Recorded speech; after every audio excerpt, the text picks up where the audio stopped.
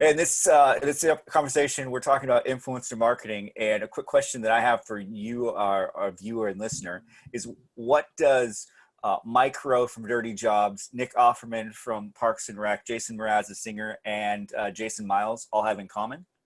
The answer is that they were all featured in a USA Today insert around gardening, and which is really, really cool because if you're building your platform as an influencer, this is some of the stuff that begins to happen. So today we're going to talk about influencer marketing, and this is a cool segue into it. So yeah, thanks, man. Appreciate that. That's cool. Yeah, this is the insert. It's a Media Planet is a supplement that they throw into USA Today, and so this is. I don't know if you know that home improvement show, HGTV, that this gal's on.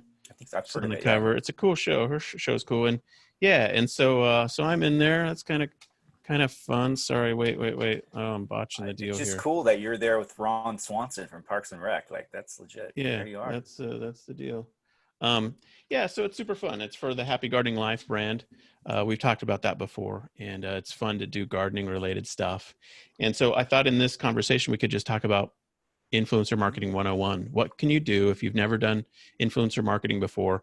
As an e-commerce seller with a product, what can you do to find influencers and set up deals, those kinds of things for your own sales?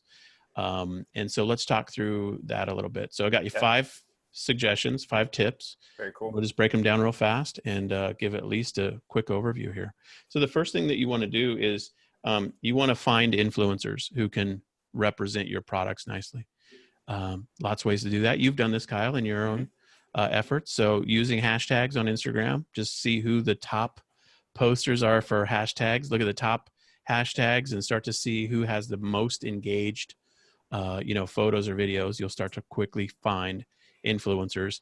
That's the simplest tip. You can obviously Google around for off Instagram. You can find them on YouTube. You can find bloggers, that kind of thing. Kyle, any other thoughts on just how to find people? What have you done? I mean, there's marketplaces and tools to use. They can get expensive. Sure. Like the best way to do it is just have a BA, have an intern, hire someone on Fiverr and just do a quick research project, going through using those hashtags, looking to see who's a good fit, look at their content and then go from there. Yep. And so that's the simple first step. And then once you find the right people, and you could find them at all levels of, social reach, people who are micro influencers who have a couple thousand followers, maybe 10,000, people who are mega, influencers, or people who are celebrity influencers. Generally speaking, they say that if you've got over 1 million subscribers on one of the main social channels, that you're a celebrity influencer. And underneath that, there's like mega influencer, from 100,000 to, to 1 million. Happy Gardening Life right now has about 360,000 followers. So that's kind of how it shakes out.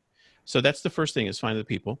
And then the second thing you want to do is connect with them. Obviously, if you do the research project, you'll find out, do they have an about page or a deals page, or, some page that is inquiries, email me here type thing. One tip I heard one time that was smart was somebody said, when you want to reach out to an influencer, you want to hit them up on all of their contact forms, DM them on Instagram, do a message on Facebook, because you never quite know which platform they really camp on. And if they have a website with a contact form, use that. And, some people have been like, whoa, that's too aggressive. I don't want to bombard them. But you could just say in the message, hey, sorry to message you, multiple times. I just wanted to make sure you saw my message. I've also, sent you a note on Instagram or whatever. And so you want to connect with them. And obviously you don't know quite what to say yet, but that's the step that's critical, is just being willing to reach out to them. And it's a personal one-on-one, unless they're a celebrity and have an agency involved. It's just a simple, hey, I'm so-and-so, love your work, type thing. And even if they have an agency, the agency will respond to those inquiries and be like, oh, I work with so-and-so. So that's the second thing. Third thing would be figure out how to structure deals, and what kind of deals are appropriate. Now, there can be one-time payment deals. There can be just simple product deals where you say, hey, well, I'm happy to give you product XYZ. I get those products all the time. It's kind of fun. We'll get products, and I do it with money involved and a product. So my shout out fee right now is $400. So I get $400 in free product, And I'm doing those deals all the time. I've got a pile right over here to my left of things that I'm supposed to shoot and do, photos and videos for the Happy Gardening Life. And so the deal structure, but you can also do bigger deals like an affiliate arrangement, where you have a percentage of the sales that go to the influencer. Kyle, what are your thoughts on the deal types? Do you like one versus the other?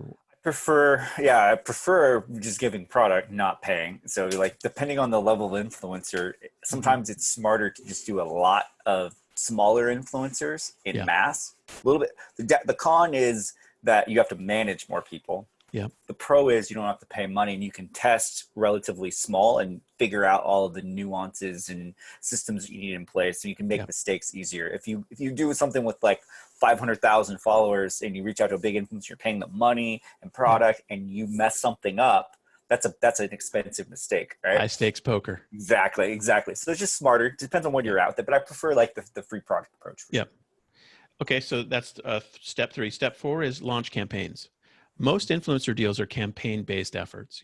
I mean, unless you have a brand ambassadorship program where it's a long-term relationship with you, most of the time it's campaign-driven.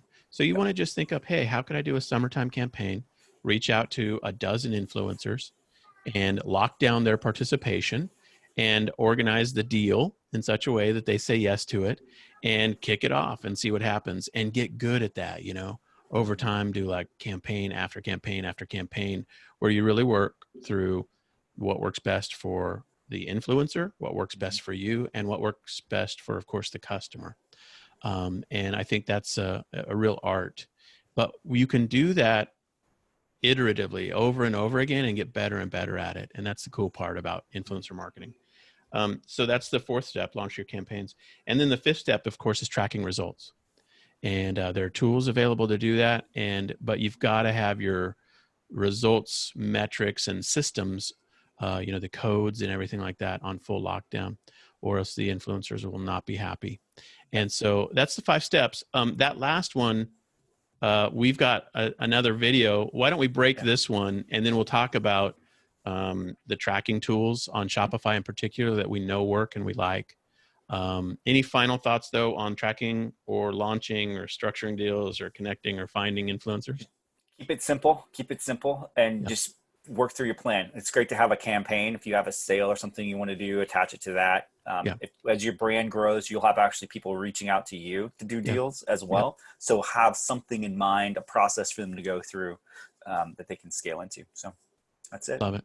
All right, let's break it here. And then the next tip, we will break down the Shopify apps that we really like for tracking influencer affiliate related work. To be continued.